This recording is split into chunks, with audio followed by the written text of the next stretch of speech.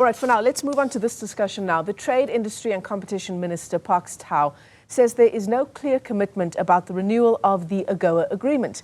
Now, the minister was in the US for the 21st AGOA Forum to push for the tariff-free trade agreement to be renewed. South Africa remains the biggest AGOA trade partner in Africa. Let's unpack all of these issues now. Joining us is Thina Nodada. He is a director at Waymaker Trade Solutions. Thina, great to talk to you. Thanks very much indeed for coming on. Great to be here again, Michelle. So we're 10 years in now. Well, we will be 10 years in next year, 2015 to 2025. Yeah. How concerned are you that AGOA is at risk for South Africa?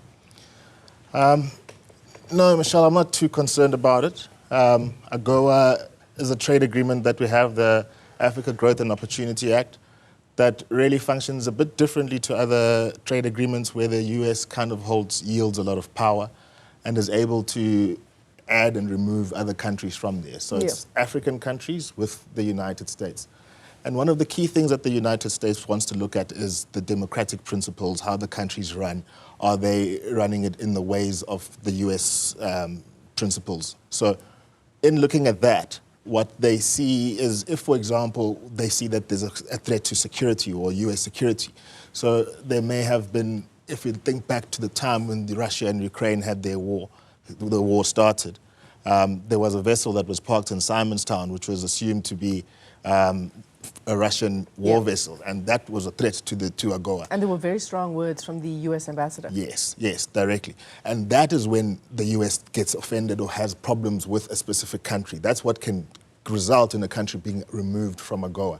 Currently, there's nothing that is happening in South Africa that gives the US any fear or feeling that their security or anything is under South Africa is not following the principles that the US abides by. But we are differing ideologically and substantially on serious matters, including our relationship with Russia and our stance on the Israel-Palestine war. Yeah, look, we are differing on those. And if that, I would just say the differences and the magnitude of the differences between us and the US have not reached a level where it would threaten AGOA. We haven't seen negotiations around that. Park Tao was in the US recently, and he sat down and the AGOA Forum took place. It has not been renewed, but that's not just for South Africa, that's for all member states. And quite confidently, I think the reason why is because we're still waiting for the elections. The US are busy with elections right now. It's not an area of major concern. But if you're looking at it from a trade perspective, South Africa still is a key African partner for the United States. Africa Growth Opportunity Act is a big thing for South Africa, with the United States being the second biggest trade partner for South Africa from an import and from an export perspective. So it's something to protect, but currently standing, there isn't anything that has threatened us to a point where we were removed from AGOA. Yeah. And, you know, how do we feel about, depending on what happens in the November elections in the US, that's incredibly unclear. It won't be entirely shocking if Donald Trump does emerge as the successful candidate there. Sure. Look, Donald Trump could be the successful candidate. He has been president before, and AGOA was running. We were never removed from AGOA, never threatened by it. But I think we as South Africans need to get used to the fact that every now and then this AGOA thing comes up. Yeah. It's not something that happens with any other trade agreement. You never hear people saying our trade agreement with the European Union is under threat. You never hear anyone talking of the AFCFTA or SADC. But because of the power that the US yields on that, it's the only trade agreement where that happens. But to date, we've never been expelled. Excuse me, Thina. Yeah. I mean, is this a two-way relationship, would you say? I mean, obviously, we benefit greatly from the AGOA agreement. Sure. And our small businesses do as well. And our SMMEs benefit greatly from AGOA. But is there a context in which America says, actually, we also need AGOA? Because South Africa, for one, is an entry point to the continent. Sure. So, look, if you look at it, for them, if you look at the biggest exports, so we do about $8.4 billion worth of exports to the US in 2023. Majority of that, half of that, is really around vehicles and precious stones being the biggest, mainly around your platinum products. So my question to you then, Michelle, would be, where do SMMEs feature there? So I wouldn't say it has made a big impact on SMMEs per se, but on a job creation perspective, yes. So we've got a lot of automotive brands in South Africa that are exporting vehicles and vehicle parts. So from a job creation perspective, and jobs is what I see as a threat, but and the commercial sector would certainly be hit badly if we had to sacrifice, we were removed from AGOA. Then yes, there would be consequences there. But in terms of exports from SMMEs and the growing businesses, they're not a big factor, but that does not mean the opportunity is not there. This is something that we should be capitalizing on South Africa and using AGOA to get our SMMEs into the program and sending more exports. I think it's happening already. It definitely is happening, but it could be done a lot bigger and a lot more. Sure. We could certainly capitalize on the agreement better. I guess my question is, Thina, does the US need us as much as we need this? No, we're not as big a bigger country. We don't contribute to trade as much on the bigger scheme of things. Will it be a loss for the US in some ways if the door to South Africa was closed? On the precious stones, yes. And again, also with the vehicles and the parts, but they could move that to another country. And these are international vehicle companies anyways that have placed themselves in South Africa.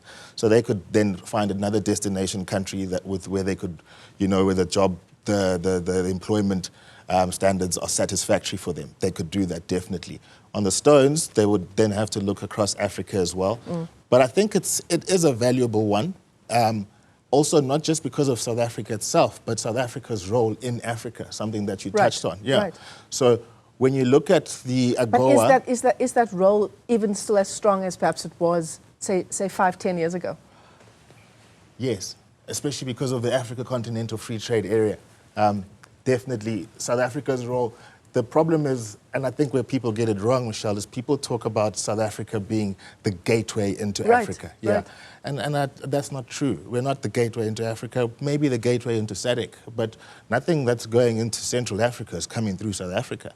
And we don't even speak some of the languages there. Yeah. So, but South Africa is an enabler. So if the US, for example, wants to make a difference in the agriculture sector in the African continent, the best place to start and partner with then is South Africa from a commercial perspective.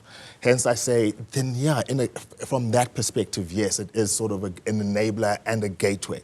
There are companies that they can partner with in South Africa that they can launch in and use it as a launch base to go into SADC and even further East Africa, West Africa and Central Africa as well. Yeah. But just remember, the further north you go, the more the competition from the European markets also then starts to take place. Yeah. The Northern African countries are doing a lot of their imports from the European markets.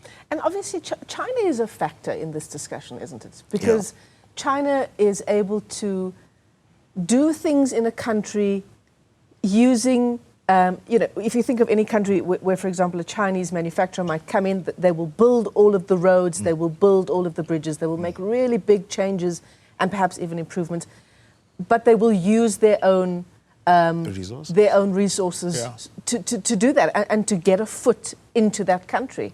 No. That's certainly a major sort of threat to the US's position insofar as its strength around certain agreements and including AGOA are concerned.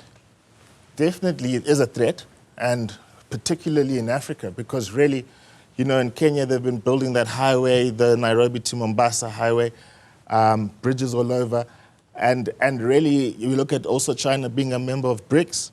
So the Chinese, beyond just trade agreements, have use a tactic that goes into the country, invests into the country, builds the infrastructure, but they then also become part of that supply chain.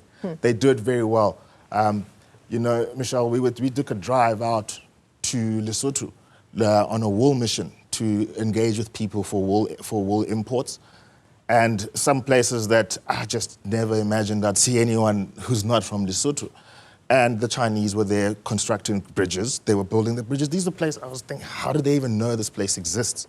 So they've got, that's just Lesotho. They're doing it all over Africa, in all the major countries. And it's a tactic that they use. And once they're there, they stay there. They build the support structures to all the infrastructure that needs to maintain it, the technology that needs to be there, the skills that need to be there to maintain everything that's there. They bring it to, and that gets them in. Yeah, absolutely.